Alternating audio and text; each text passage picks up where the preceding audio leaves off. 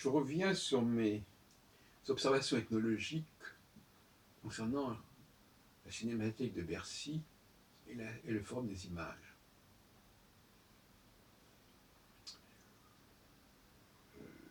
Je me suis réinscrit récemment au Forum des images.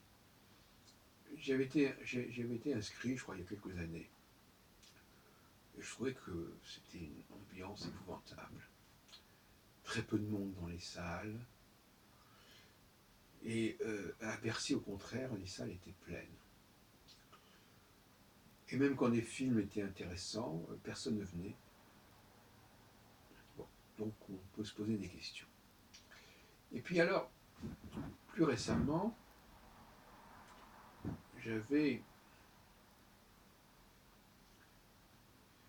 vu un décalage entre la qualité des programmes, qui n'avaient rien à envier à ceux de la Cinémathèque Bercy, et la pauvreté, dans tous les sens du terme, du public, du Forum des images. Je trouvais ça assez pathétique qu'on fasse un tel effort de programmation, de mise en place des films, etc., de festivals, etc., pour un public quasiment dérisoire, je dirais qu'à peu près moins d'un cinquième de la salle 300 est occupée, c'est-à-dire environ 40, une quarantaine de personnes à chaque séance. Bon, je parle du soir, etc., je ne parle pas de l'après-midi, encore un autre problème. Et pour des films qui sont intéressants, qui sont marquants, et qui auraient certainement eu beaucoup plus de succès à Bercy.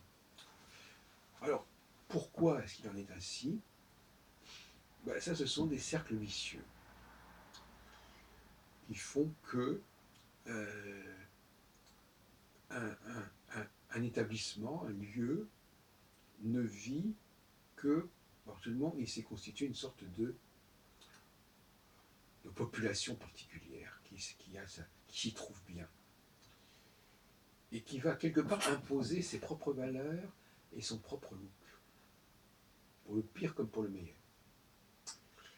Et visiblement, le Forum des images est prisonnier d'une certaine population, pourtant pas très importante, pas très nombreuse, qui fait fuir les autres. Parce que quand on voit la population qui vient au Forum des images, c'est invraisemblable. Et ça fait penser à la population d'une petite salle comme le Desperado, qui accueille des personnes visiblement qui ont des problèmes, qui sont des cas sociaux, disons. On a des salles de cinéma qui sont réservées en quelque sorte à des cas sociaux. Alors, à Bercy, c'est un peu différent. Mais là aussi, il y a un type de public, un type de personne qui n'est pas non plus évident du tout. Je veux dire par là que si on mettait ça comme ça, dans l'abstrait, voilà, des endroits où on peut voir des films. Donc c'est des endroits pour les cinéphiles. Mais en réalité, c'est pas si simple que ça. Et un cinéphile qui viendrait dans ces lieux, eh bien, il n'y resterait pas forcément, même si ces lieux lui apportent ce qu'il demande. Parce qu'il y a le public, il y a l'ambiance, il y a le look des gens qui sont là. Et donc, par exemple, si on prend le cas des choix professionnels, le choix professionnel, ce n'est pas uniquement la profession. C'est la population de gens qui ont investi cette profession.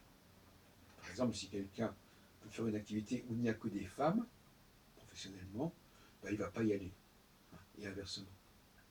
Donc il y a toutes sortes de facteurs de cristallisation d'une population par rapport à certaines activités, par rapport à certains lieux, qui font qu'on arrive à une situation totalement paradoxale, et que les gens ne choisissent pas ce lieu pour les choses qui y sont proposées, mais pour les gens qui y viennent et qui ont un certain profil. Alors maintenant, en ce qui concerne la Cinémathèque Bercy, c'est très masculin. Ce sont souvent des jeunes hommes, finalement, pas uniquement, mais il y a une sorte de camaraderie masculine. Les gens se connaissent, discutent entre eux, etc., qu'on trouve beaucoup plus rarement au fond des images. On a l'impression que ce sont des gens isolés, qui chacun d'ailleurs s'installe dans un coin de la salle, personne n'est assis l'un à côté de l'autre. Il est presque impossible, au fond des images, d'avoir une salle pleine, même pour une salle de 300, sauf dans des occasions tout à fait remarquables. Et donc, les gens sont tous comme ça, dispersés dans la salle, 3 ou 4 par rangée. Et même quand on a envie de voir un film, on n'a pas vraiment envie de fréquenter cette population. Donc il y a un dilemme en quelque sorte. Et moi je constate que ce dilemme, il est réellement assumé pleinement, c'est-à-dire que les gens, ils ne veulent pas, ils ne viennent pas. Même si le film est intéressant, ils ne viennent pas, parce que c'est un endroit qui est sinistre. Non, il n'est pas sinistre au niveau de la décoration, qui est très joli. Il y a des choses très bien dans cette salle, dans ces salles, mais le public, la salle elle-même, le côté très dispersé de cette salle. Alors d'abord, il n'y a pas beaucoup de monde, les gens sont assez bizarres, sont des cas sociaux. On n'a pas envie de se retrouver dans ce genre de contexte.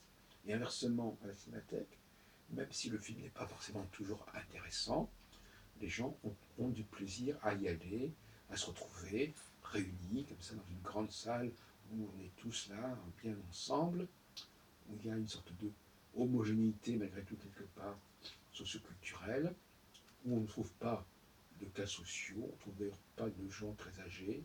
C'est pas du tout le même public. Voilà, voilà ce que je voulais dire. Euh, c'est une, ce sont des démarches comparatives très intéressantes. Moi je pense que, par exemple, que si on comparait une centaine de cinémathèques dans le monde, ou en tout cas une dizaine de cinémathèques en France, moi je connais celle de Toulouse par exemple, celle de Lyon aussi, il faudrait étudier la faune de ces cinémathèques et voir que, en dépit du fait que ces cinémathèques ont toutes le même objectif, eh bien on s'aperçoit que les gens qui les fréquentent sont tous appartiennent à des catégories très particulières, qui sont différentes d'ailleurs d'une cinémathèque à l'autre.